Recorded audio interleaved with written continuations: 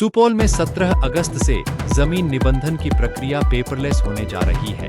निबंधन कार्यालय के सब रजिस्ट्रार तारकेश्वर पांडेय के मुताबिक नई व्यवस्था के तहत जमीन की खरीद बिक्री और निबंधन से जुड़ी अधिकांश प्रक्रिया ऑनलाइन होगी। लोग ई निबंधन पोर्टल पर घर बैठे जरूरी जानकारी दर्ज कर सकेंगे और अपनी सुविधा के मुताबिक निबंधन का स्लॉट भी बुक कर सकेंगे। दस्तावेजों पर डिजिटल हस्ताक्षर होंगे और पूरी प्रक्रिया का रिकॉर्ड ऑनलाइन सुरक्षित रहेगा।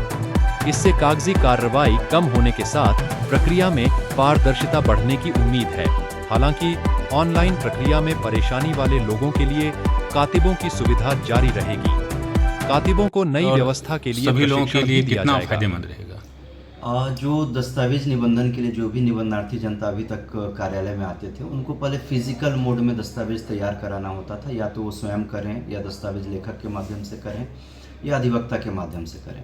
तो वो फिजिकल मोड में जो दस्तावेज तैयार करते थे, उसकी अब ज़रूरत नहीं है। सरकार जो सीधे ई निबंधन हमारा जो सॉफ्टवेयर है उस पर जा करके बिल्कुल बहुत ही आसान तरीके से वो सॉफ्टवेयर जो है काम करता है। और उसका प्रत्येक पेज इस तरीके का है कि आप जैसे ही वो पेज पे आगे बढ़ते जाएंगे, कोई अगर अशिक्षित व्यक्ति भी है और किसी अपने लड़के या किसी को वो बैठाया हुआ है कंप्यूटर पे, तो आसानी से उसमें जो डाटा मांगा जा रहा है वो डाटा देते हुए आगे बढ़ सकता है।